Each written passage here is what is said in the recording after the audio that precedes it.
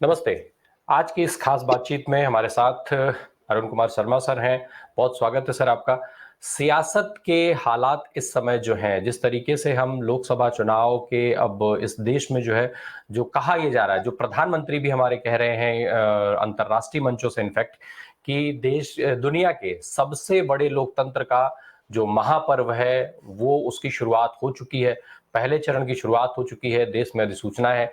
इस इस पूरे चुनावी माहौल में जिस तरीके की गतिविधियां हो रही हैं वो कितनी अहम है, साथ ही साथ कितना प्रभावित करेंगी इन चुनावों को, लोकसभा चुनाव के रिजल्ट को, उनके परिणामों को, क्योंकि बहुत सारी चीजें हैं। पिछले कुछ समय से अगर हम देखें तो लगातार एक तरफ जहां विपक्ष के तमाम दलों को एक मंच पर आने के लिए तमाम कवायदें की गई, फिर उसके जो सूत्रधार कहे गए, जो उसके अगुवा कहे गए, वो स्वयं उस मंच से उतर करके नीचे हो गए और सामने वाले के मंच पर जाकर के चढ़ गए। ये आप समझ गए होंगे कि मैं बात कर रहा हूं इंडिया गठबंधन की और दूसरी नीतीश कुमार की। नीतीश कुमार को बहुत अहम रोल में माना जा रहा था, वो फिर अब आज की तारीख में भाजपा के साथ हैं। इसके अलावा अरविंद केजरीवाल की जो गिरफ्तारी है हाल में, उसका क्या कुछ इफेक्ट होगा? उनकी पत्नी ने जिस तरीके की बात कही मीडिया के सामने आकर के अरविंद केजरीवाल की चिट्ठी पढ़ते हुए, उसका क्या कुछ असर होने जा रहा है लोकसभा चुनाव पर? इस तरीके के बहुत सारे मुद्दे हैं सियासत में और उन सारे मुद्दों पर आज बात होगी।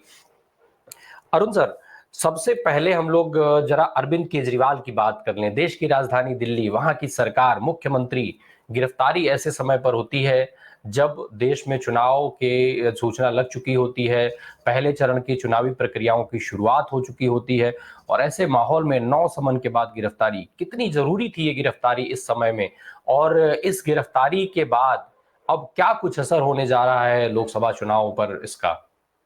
जी सर, ये जो 9 सम्मन दिए गए, वैसे तो ईडी का रूल है 3 सम्मन के बाद गिरफ्तारी की जा सकती है।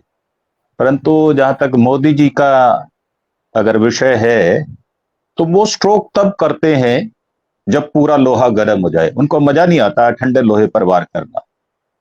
और जैसा उनका स्वभाव रहा है, जैसी उनकी नीयत रही है, जैसे उनके एक्ट रहे हैं, तो उनसे अनपेक्षित बातों का वेट किया जा सकता है। वो उनमें पेशेंस बहुत है। वो मौका देते हैं हर आदमी को कि बार बार बार बार वो गलती करे।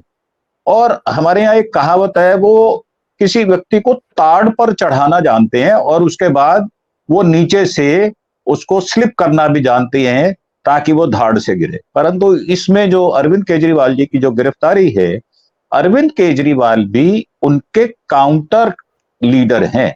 मतलब अगर कोई व्यक्ति मोदी जी को मात दे सकता है, तो मुझे लगता है राहुल जी का जो तरीका है वो अपने ढंग का है, पर अरविंद केजरीवाल का जो तरीका है वो कहीं ना कहीं मोदी जी से प्रभावित भी है और वो उनसे उनसे मतलब इफेक्टेड भी है बहुत। दिल्ली गवर्नमेंट में आप देखो, छोटी छोटी बातों पर एलजी साहब के ऊपर मुनस्सर होती हैं, उन पर डिपेंड करती हैं सारी चीजें। वो इनका इंटरप्शन भी होता है।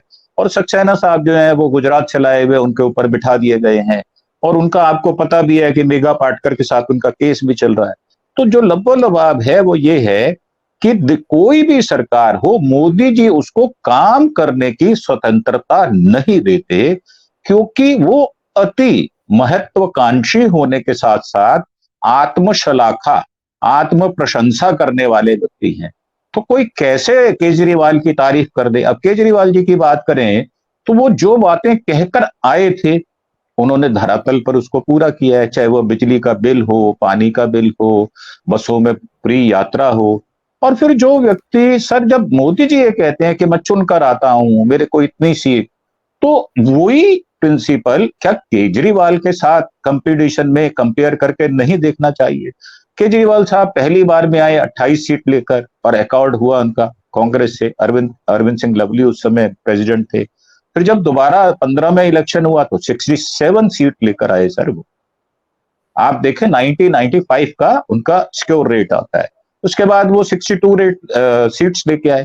तो भी 5 साल का काम दिल्ली में करना कितना मुश्किल है कि सारी फाइल एमएचए में जाती हैं, सारी फाइल होम मिनिस्ट्री से पास होकर आती हैं। उसमें वो अपने टाइप से उसको डील करना चाह रहे थे और वो उसमें कामयाब हुए। उन्होंने जो बजट बनाया वो प्रॉफिट का बजट बनाया, बजट को डबल किया और अपनी कही बातों पर वो खरे उतरे। उन्होंने अपने आप को प्रूव करने के लिए टाइम दिया। ये बात ठीक है कि शुरू शुरू में उनकी इक्वेशन नहीं बैठी, परंतु धीरे धीरे धीरे राजनीति के मजे हुए खिलाड़ी हो गए। और अभी दो रिसेंट भी जो अभी हुए, चंडीगढ़ का एक केस हुआ, दिल्ली में भी जो मेयर साहब को उन्होंने बनने नहीं दिया, वहां काफी उलझन हुई, लड़ाई झगड़े हुए, हाउस के अंदर सब कुछ हुआ। तो पैंतरेबाजी से कभी भी मुझे लगता नहीं है कि अरविंद केजरीवाल को हराया जा सकता है। अभी आपने उनकी वाइफ सुनीता की बात की, उनकी पत्नी खुद भी IRS हैं, उनके इक्विवेलेंट रही हैं, उन्होंने भी अभी रिजाइन किया है। तो एडमिनिस्ट्रेशन का अनुभव ये दोनों पति पत्नी को बहुत अच्छा है और मैं ऐसा मानकर चलता हूं कि चाहे वो सत्ता में हो, राजनीति में हो, सामाजिक व्यवहार में हो, हर आदमी अपनी पत्नी से सलाह लेकर चलता है और पत्नी एक ऐसा साझीदार होती है जो वो अपने पति को रेक्टिफाई करती है। और मैं मानता हूं कि जो सुनीता मैडम है उन्होंने उनको काफी अच्छी एडवाइस भी दी, उन्होंने अच्छी प्लानिंग की और वो कामयाब है। दिल्ली में जहां तक संबंध है, मुझे लगता है कि दिल्ली को छोड़कर, दिल्ली में तो प्रभाव पड़ेगा ही पड़ेगा, परंतु हरियाणा, पंजाब, इसमें भी प्रभाव पड़ेगा। कुछ क्षेत्र राजस्थान के हैं, वहां भी प्रभाव पड़ेगा। और उनका जो समझौता है, इंडिया की छतरी जो है, जो इंडिया अलायंस की छतरी है, उनसे उनका अलायंस भी हुआ, हरियाणा में भी हुआ, गुजरात में भी हुआ। तो जब ये घटना हो गई, और ये मात्र केजरीवाल के ऊपर अटैक नहीं है, मैं समझता हूं समूचा विपक्ष जो है ये उसकी छाती पर पैर रखा गया। तो जब सांस नहीं आएगी विपक्ष को तो बवाल तो होगा और इसकी रिपरकशन होनी थी। और ये तो मैंने एक दिन पहले एक इंटरव्यू में मैंने कह दिया था कि लोग तैयार बैठे हैं उनके लिए, उत्तेजित हैं, संयम से करेंगे, परंतु वो विरोध दर्ज कराएंगे जो आपको देखने में मिला। जी जी। अरुण सर, अभी जब आपने राजस्थान और हरियाणा का जिक्र किया, सत्यपाल मलिक साहब ने बहुत पहले कहा था, काफी पहले से वो ये बात कह रहे हैं कि अरविंद केजरीवाल को गिरफ्तार करेंगे ही करेंगे। तो क्या माना जाए कि ये जो समय था उस हिसाब से सारी चीजें प्लान्ड थी, पूरी पटकथा तैयार थी? हालांकि वनस्पत इसके अगर हम दूसरी तरफ भाजपा को देखें, जब भाजपा की बात करेंगे, दो अलग अलग सवाल होंगे ये, कि भाजपा ये कह रही है कि भाई अरविंद केजरीवाल कॉन्स्पिरेटर है, उन्होंने इस तरीके की कॉन्स्पिरेसी की, और उसके साथ अब ये कांग्रेस को भी जोड़ रहे हैं कि भाई कांग्रेस ने ही ये मामला उठाया और अब कांग्रेस इनके साथ खड़ी है। तो ये सारे चोर जो है एक साथ आकर के खड़े हो गए।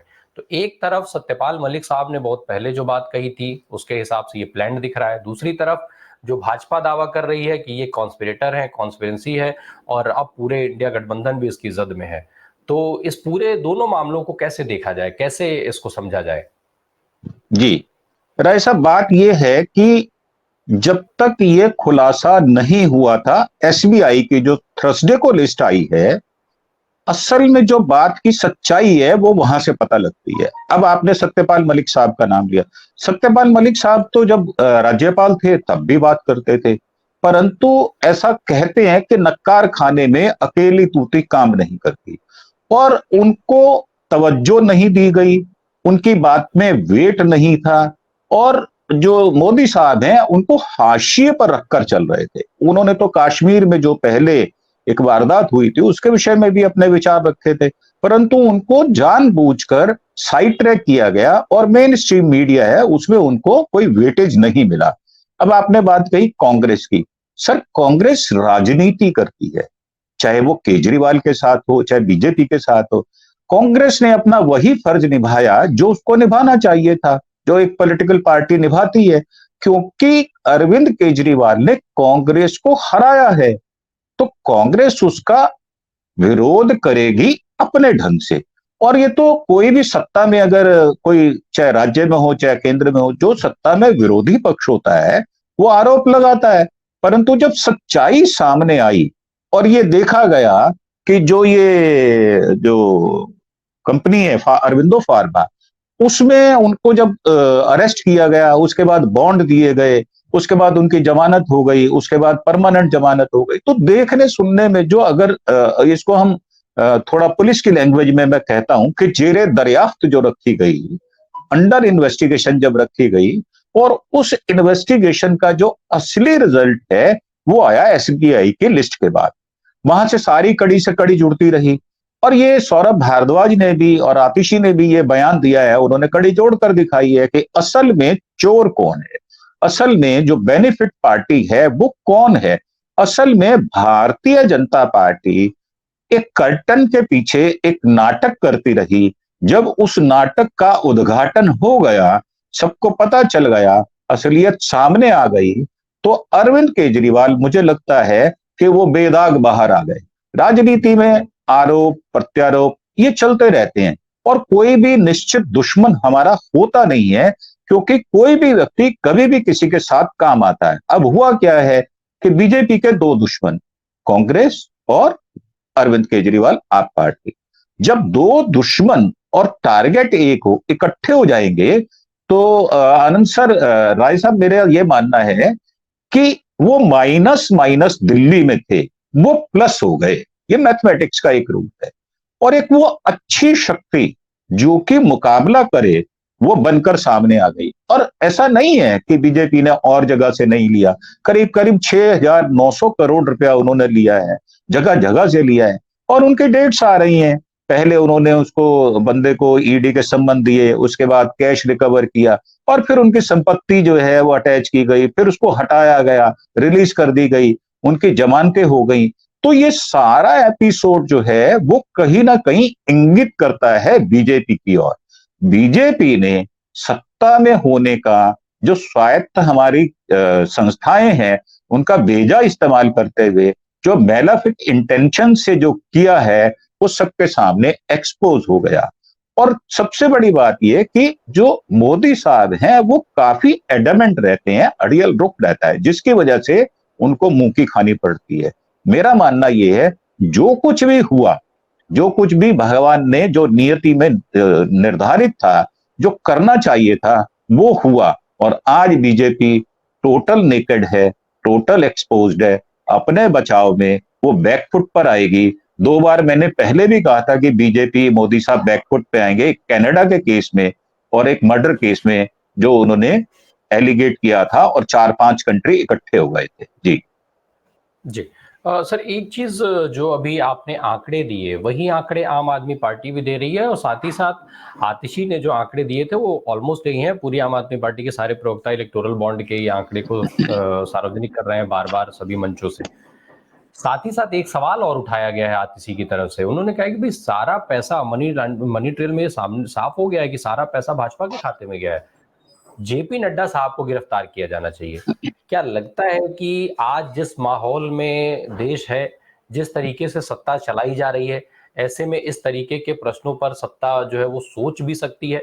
हालांकि इस वक्त देश में अधिसूचना लगी हुई है, क्या चुनाव आयोग ऐसे में संज्ञान ले सकता है इन सब चीजों का? असल में जो जिम्मेदारी है राय साहब, मुझे लगता है चुनाव आयोग की है। कारण, जब आचार संहिता लग गई, और हमारे पूरे भारत में ये एक किस्म से पैटर्न सा रहा कि आचार संहिता लगने पर कोई भी कठोर कदम नहीं उठाए जाते, और सारे की सारी इंस्टीट्यूशंस वो चुनाव आयोग के अंडर आ जाती हैं, पुलिस भी हो, इंतजाम हो। तो जब ये आचार संहिता लगी हुई है, ईडी एक्टिव है, आज भी एक आप पार्टी के विधायक के घर पर रेड हुई है ये जानने के लिए कि इनका कहीं लिंक तो नहीं है। सर, मेरा मानना यह है कि व्यक्ति जब व्यवहार करता है तो वो पारदर्शी होना चाहिए। अगर पारदर्शिता नहीं है, ट्रांसपेरेंसी नहीं है, और उस पर ये कि चुनाव आयोग मोदी साहब के पहले बयानों पर कभी भी उन्होंने संज्ञान नहीं लिया, तो लगता है कि एक तरफा कार्रवाई हो रही है। और ये जो बीजेपी के खिलाफ माहौल बन रहा है ये कोई एक दिन का नहीं है सर, 10 साल पूरे होने को आए। क्या आज तक ईडी ने जो छापे डाले उनमें विपक्ष के कितने लोग थे जो ये कहते हैं? अभी मैं आपको एग्जांपल देता हूं, तो जैसे अरविंद केजरीवाल और हेमंत के अगेंस्ट इन्होंने एक्शन लिया। सर, जो शर्मा साहब हैं आसाम वाले, क्या उनके खिलाफ लिया? उनको तो इन्होंने सीएम बनाया है, कांग्रेस से लेके आए हैं। और बहुत सारे उदाहरण हैं, महाराष्ट्र के बहुत सारे उदाहरण हैं। अगर नाम गिनाएंगे तो शायद टाइम निकल जाएगा। तो मेरा मानना ये है कि इसमें चुनाव आयोग की नैतिक जिम्मेदारी ज्यादा बनती है। चुनाव आयोग अगर आज ये कह देता है कि आपकी कार्रवाई निरर्थक है, चुनाव का मोड है, चुनावी जो है वो माहौल है, आज किसी पार्टी के अध्यक्ष जो कि नेशनल पार्टी बन चुकी हो, जिसका प्रसार प्रचार हो चुका हो, जिसकी 2 राज्यों में सत्ता हो, आप इस तरह से ओछा व्यवहार नहीं कर सकते। परंतु जो राजीव हैं चुनाव आयोग वाले, मुझे लगता है जो उन्होंने घोषणा की, आपने ध्यान से अगर उनको सुना हुआ, तो वो स्तुति करते नजर आते हैं, ना कि वो मापदंड जो कठोर होने चाहिए वो बात करते हैं, एक्ट नहीं करते। तो ये दोहरा चरित्र, दोहरा व्यवहार नहीं चलता। कभी ना कभी आपको नैब किया जाएगा और आपको कटघरे में खड़ा होना पड़ेगा, जवाब देना पड़ेगा। एक एग्जाम्पल और देके मैं बात समाप्त करूंगा। आप देखें, मनमोहन सिंह साहब ने 114 प्रेस कॉन्फ्रेंस की थी, मोदी साहब ने कितने की है? कभी उन्होंने जवाब दिया? मन की बात कहने वाला व्यक्ति मन की बात भी सुनता है। मैं बड़ी घरेलू बात करता हूं, मैं वैवाहिक, मेरा विवाह हुआ है, मेरे बच्चे हैं, तो कभी कभी मुझे अपनी पत्नी की भी सुननी पड़ती है और उसके अनुकूल व्यवहार करना पड़ता है। कभी कभी अपने बच्चों की भी सुननी पड़ती है। तो मोदी साहब की कैबिनेट है, कैबिनेट में इतने बड़े बड़े मंत्री हैं, इतने बड़े बड़े विभाग हैं, बाकियों को छोड़ दो, क्या मोदी साहब अपनी कैबिनेट के लोगों को सुनते हैं? जब ये कहा जाता है आप पार्टी एक कंपनी की तरह व्यवहार कर रही है, तो क्या नड्डा साहब की जो पार्टी है वो कंपनी की तरह व्यवहार नहीं कर रही? तो मेरा मानना यह है कि जो टोपी आप हमें पहनाएंगे वो टोपी आपको भी पहननी पड़ेगी। नियम सबके लिए बराबर होने चाहिए, चाहे वो प्लेइंग मतलब कोई गेम हो या कंपटीशन हो। पाला जरूर बदला जाता है हाफ टाइम के बाद, नियम नहीं बदलते। आप नियम बदल देते हैं। पहली पारी में आपने नियम कुछ और रखे, जो दूसरा स्पेल था मोदी जी का उसमें नियम कुछ और हो गए, तो ये उचित नहीं है। आपको फिक्स किया जाएगा, आपको कटघरे में खड़ा होना पड़ेगा। जी सर, यहाँ पे 2 चीजें हैं। एक, आपने चुनाव आयोग का जिक्र किया, क्या चुनाव आयोग आखिर इन चीजों को क्यों नहीं देख रहा है? वो देख नहीं रहा है या देखना नहीं चाहता है? अगर देखना नहीं चाहता है तो उसके पीछे की वजह क्या मानी जाए? डर है या कोई और वजह? एक एक बयान और मैं अमित शाह साहब का बता दूं। अमित शाह साहब ये कहते हैं कि ये जो भी कार्रवाइयां हैं, भाई जिनके खिलाफ शिकायतें हैं उन पर ईडी कार्रवाई कर रही है, ईडी का सरकार से कोई लेना देना नहीं है। इस समय अधिसूचना लगी हुई है देश में, तो प्रधानमंत्री या गृह मंत्री के ऊपर जो आरोप लगता है, तो ये संभव नहीं है कि भाई ईडी को वो डायरेक्ट कर रहे हो। तो फिर इस समय ईडी को डायरेक्ट कर कौन रहा है? किसके इशारे पर ये सारा खेल चल रहा है, गिरफ्तारियों का या छापेमारियों का? जी सर, ये कहना कि सत्ता डायरेक्ट नहीं करती, ये तो बड़ा ऐसे ऐसे बात हो जाएगी, बिल्कुल झूठ सी बात हो जाएगी। आप नाम ले रहे हैं अमित शाह साहब का, मैं आपको याद कराता हूं 2010 में क्या हुआ था। उनको जिला बदर नहीं, प्रदेश बदर कर दिया गया था और दिल्ली में गुजरात भवन में वो रहे थे 2 वर्ष। जब चुनाव आया तो उन्होंने बहाना लिया, प्ली ली, उनकी जमानत हो गई। ये कांग्रेस की सरकार थी जिसने इंटरप्ट नहीं किया। अगर चाहते तो उनकी पेशी भी नहीं हुई थी, पर्सनल उनको छूट मिली थी और उनका नाम कहलाया था तड़ी पार। तड़ी पार का मतलब जो राज्य से बदर कर दिया गया हो, बाहर कर दिया गया हो। अब मैं बात करता हूं सेंट्रल में। सर कौन डायरेक्ट करता है, मुझे आप बात बताएं। ये जो जितनी लॉ एंड ऑर्डर की सिचुएशन होती है उसको तो हमारा एमएचए करता है, मिनिस्ट्री ऑफ होम अफेयर करता है। दिल्ली में भी जो उसकी लॉ एंड ऑर्डर की जिम्मेदारी है वो अरविंद केजरीवाल की नहीं है, वो तो अमित शाह साहब की है और वो होम मिनिस्टर हैं। जब से वो होम मिनिस्टर बने हैं, आप देखें, मैं आपको याद कराता हूं जो बिल्किस बानो का केस है, 11 लोगों को छोड़ा गया, उनका बकायदा स्वागत किया गया। क्या ये नैतिकता के दायरे में नहीं आता कि आप एक ऐसे लोगों को जो कन्विक्टेड हुए हैं उनका आप स्वागत करते हैं? यूपी में बहुत सारे उदाहरण दिए जा सकते हैं। सर चुनाव आयोग हमेशा निर्देश लेता है और ये टीम वर्क होता है सर। ये ऐसा नहीं होता कि आप अकेले जाकर एक डिसीजन ले लेंगे। स्वायत्त संस्थाएं हैं परंतु वो इंटर रिलेटेड होती हैं। मेरा मानना ये है, अगर कोई हमारा जो पूरा कैबिनेट होता है, जब वोट कोई डिसीजन लेता है तो हर व्यक्ति अपने विभाग की बात रखता है, परंतु जब शॉर्ट स्पेल में जब कोई ऐसे अचानक कोई बात आती है तो वहां पर होम मिनिस्टर सबसे पहले आंतरिक सुरक्षा पर वो अपना संज्ञान लेते हैं। अभी आप दाभोल साहब की बात करें तो 78 वर्ष की उम्र में उनको एक्सटेंशन देते जा रहे हैं। क्या हमारे देश में प्रतिभा संपन्न लोग नहीं है क्या? एक गुजरात का उदाहरण है जिनको 11 बार एक्सटेंशन दी गई है। आज की डेट में पीएमओ के अंदर 35 व्यक्ति होने चाहिए, परंतु 18 लोगों को, और वो भी एक्सटेंशन दिए हुए लोगों को आज काम लिया जा रहा है। आप नई अपार्टमेंट नहीं करते, तो जब आप खुद ही जो कार्यान्वयन करने वाली सरकार है उसको आप कमजोर कर देते हैं, या आप थोड़े व्यक्तियों से काम लेते हैं, और उसमें जो बड़ी बात यह है कि उनके कॉन्फिडेंस के व्यक्ति हैं जो करने वाले हैं। और जहां तक आपने डर की बात की, तो मैं मानता हूं डर पूरा है, परंतु आपने जो मुझे इंगित किया मैं आपको स्पष्ट बता देता हूं सर, कहीं ना कहीं जो सरकारी व्यक्ति होता है उसको अंडर द टेबल जब लाभ मिलता है तो वो उस लाभ के चक्कर में आ जाता है, और ये सबसे बड़ी कमजोरी होती है सरकारी व्यक्ति की। शाह साहब भी सरकारी आदमी है, वो तनख्वाह लेते हैं अपने पद की, और जो इलेक्शन के चीफ कमिश्नर साहब हैं वो भी तनख्वाह लेते हैं, हमारे सीजेआई भी तनख्वाह लेते हैं। वह निष्ठा की शपथ लेने के बावजूद उनके बहुत सारे अपने अतिरिक्त वेस्टर्न इंटरेस्ट होते हैं। जैसे सीजीआई वो चाहते हैं कि हमारे अनुसार हो, जो आप उसमें टेक्निकल वर्ड बोलते हैं कि भाई उनकी सलाह ली जानी चाहिए। अभी दिल्ली में क्या हुआ, जो जो उनको चुनाव करना था उसमें उन्होंने जो एक विपक्ष के जो नेता होते हैं उनको लिया, परंतु उनको सीजेआई को निकाल दिया। तो ये इंटरलिंक्ड बहुत सारी चीजें होती हैं जो इफेक्ट करती हैं। मेरा मानना ये है, अगर आप ट्रांसपेरेंसी रखेंगे, पारदर्शी रखेंगे, तो आपको नैतिकता के उच्च मूल्यों का पालन करने वाला व्यक्ति कहा जाएगा।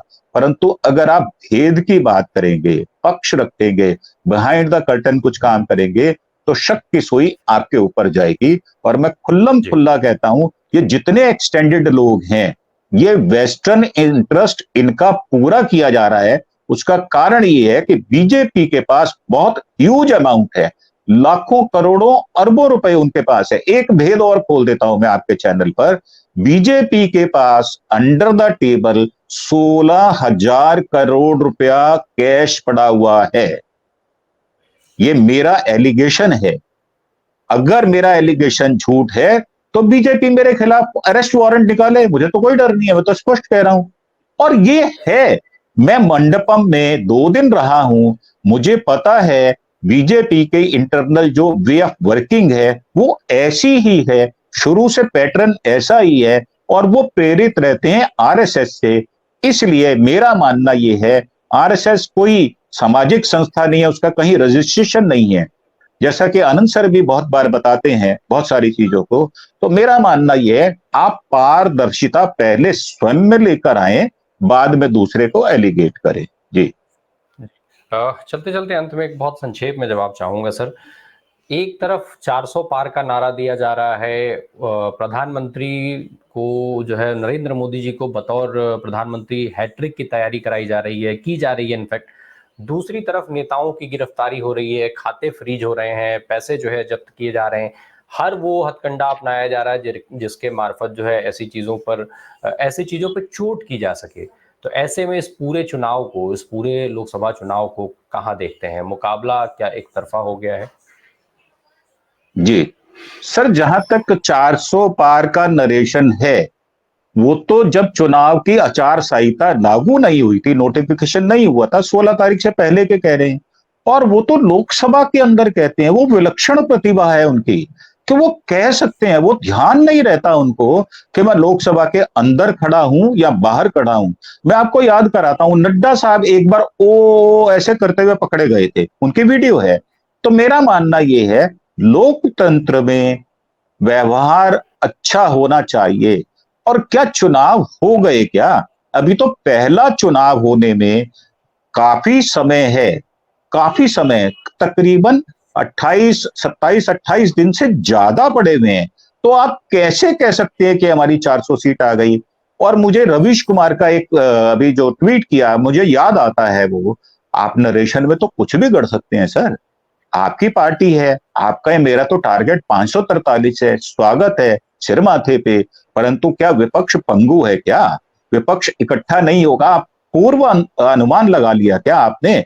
और क्या आज की डेट में जो प्रेजेंट प्लेनेट, जो प्रेजेंट होती है पोजीशन, एनालिसिस उसके ऊपर होता है सर। आज केजरीवाल के साथ वो इंडिया गठबंधन की छतरी में सभी लोग उनके साथ खड़े, कोई पार्टी ऐसी नहीं है जो अलग से है। आज सब लोग इनके कृत्यों की वजह से, या मैं सीधा शब्द कहूं इनके कुकर्मों की वजह से मजबूर हुए हैं इकट्ठे होने को। आज 400 सीट की बात छोड़ दीजिए, मैं तो कह रहा हूं 220 से लेकर 250 सीट के लाले पड़े हुए हैं। नरेशन तो कोई भी गढ़ सकता है। आम व्यवहार में भी हमें कोई कहता है कि आपका क्या हाल चाल है, हम कहते हैं बहुत अच्छा है। कैसा चल रहा है? बहुत अच्छा चल रहा है। सर ये एक नियम है, और हर आदमी अपनी पार्टी के लिए मेहनत करता है, वो भी कर रहे हैं। परंतु ये नरेशन गढ़ना मुझे नहीं लगता ये उचित है। ये तो जी मीडिया, मेन स्ट्रीम मीडिया है, उसको कुछ ना कुछ लाभ दिया जाता है, इसलिए वो मोदी चालीसा पढ़ते हैं और उनका स्तुति गान करते हैं, जो उचित नहीं। जी बहुत बहुत धन्यवाद सर इस महत्वपूर्ण जानकारियों के लिए और अपना समय देने के लिए। Thank you so much.